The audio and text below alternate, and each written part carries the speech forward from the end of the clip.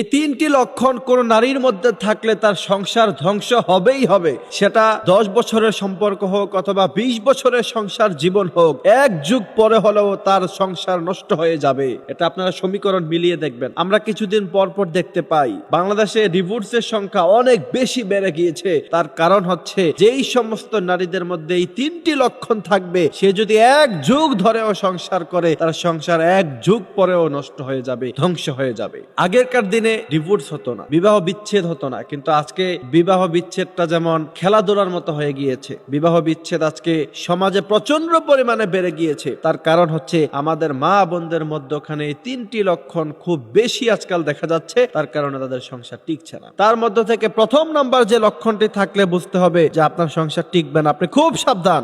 আপনি আপনার স্ত্রীকে সাবধান করেন, আপনার মেয়েকে আপনি সাবধান করেন। আপনার মেয়েকে আপনি কুপরামর্শ দিবেন না। আপনি বাবা মা হিসাবে আপনার মেয়েকে আপনি এমন কুপরামর্শ দিবেন না যার কারণে সে তার স্বামীর সাথে ঝগড়া ফাসাদ হয়, তার শ্বশুর শাশুড়ির সাথে ঝগড়া ফাসাদ হয়, তার সংসার ভেঙে যায়। আপনি বলবেন তোমার স্বামী তোমাকে যা বলে তুমি তা শুনতে হবে। আপনি তাকে এই কথার উপরে আশ্রয় দিবেন না। তার স্বামী যদি তাকে কখনো কোনো কটু কথা বলে অথবা তাকে কড়া কোনো আদেশ করে, সে যদি মানতে নারাজ হয়, আপনার কাছে নালিশ দিলে আপনি তাকে সাপোর্ট করবেন না। এই জন্য আমাদের মা বোনদের প্রথম নাম্বার যে দোষ, যে লক্ষণটি থাকলে তার সংসার ভেঙে যাওয়ার সম্ভাবনা অনেক বেশি, সেটা হচ্ছে অতিরিক্ত জিদ। অনেক সময় হাজবেন্ডকে আবদার করে আমার এই জিনিস লাগবে, আমাকে এটা দিতেই হবে। এমন জিনিস সাধারণত স্বামীরা পছন্দ করে না, কিন্তু আজকাল আমাদের সমাজের নারীদের এই টেন্ডেন্সি এত বেশি, অতিরিক্ত জিদ। এই অতিরিক্ত জিদের কারণে কিন্তু সংসার ভেঙে যাচ্ছে। দ্বিতীয় নাম্বার যে লক্ষণটি থাকলে আপনার সংসার এক যুগ বড় হলেও ভেঙে যাবে, সেটি হচ্ছে স্বামীর সাথে তর্ক করা।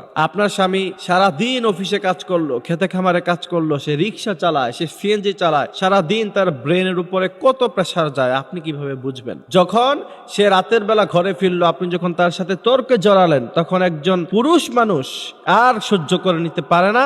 তখন কিন্তু এক সময় দেখা গেছে যে সে আপনার উপরে বিরক্ত হয়ে পড়ে, সংসারটা বিচ্ছেদ হয়ে পড়ে, সংসারটাকে আর টিকানো যায় না। তৃতীয় নাম্বার হচ্ছে বাহিরের লোক থেকে বুদ্ধি নেওয়া। বাহিরের লোক থেকে বুদ্ধি নিয়ে আপনি কখনো সংসার টিকাতে পারবেন না। আপনি নিজে ডিসিশন নেন এবং আপনি চেষ্টা করেন আপনার স্বামী যা বলে তা শুনতে, তা মানতে। আজ থেকে 20 বছর পূর্বে 2000 সালের আগে 1990 শতক অথবা 80 শতকে ওই সময় ডিভোর্স হতো না, ওই সময় সংসার বিচ্ছেদ হতো না। তার কারণ হচ্ছে তখনকার আমাদের মা বোনেরা স্বামীর হুকুমটাই ছিল যেন তাদের কাছে শিরোধার্য। স্বামী যা বলতো পুঙ্খানুপুঙ্খানুভাবে তিনারা কিন্তু মানতেন। কিন্তু আজকে আমাদের মা বোনেরা অতিরিক্ত জিদ, বাহিরের লোক থেকে পরামর্শ নেওয়া, তারপরে হচ্ছে আপনার স্বামীর সাথে তর্ক করা, এই তিনটি লক্ষণ থাকার কারণে সংসার বিচ্ছেদ হয়ে যাচ্ছে, সংসারটা নষ্ট হয়ে যাচ্ছে, তাদের সংসার টিকানো যাচ্ছে না। অনেক সময় দেখা গেছে যে 2 সন্তানের মা, 3 সন্তানের মা, সন্তান বড় হয়ে গেছে, তারপরও ডিভোর্স করতে হয়, কারণ একসাথে থাকার সম্ভব নয়। এমন এক পর্যায়ে তাদের সম্পর্কটা পৌঁছে গিয়েছে, একজন আরেকজনকে দেখলে তেলে বেগুনে জ্বলে ওঠে। এই জন্য প্রিয় বোনেরা আমার, এই বিষয়গুলি আমাদেরকে খেয়াল রাখতে হবে। আল্লাহ পাক আমাদেরকে বিষয়গুলি বোঝার, মানার তৌফিক দান করুক।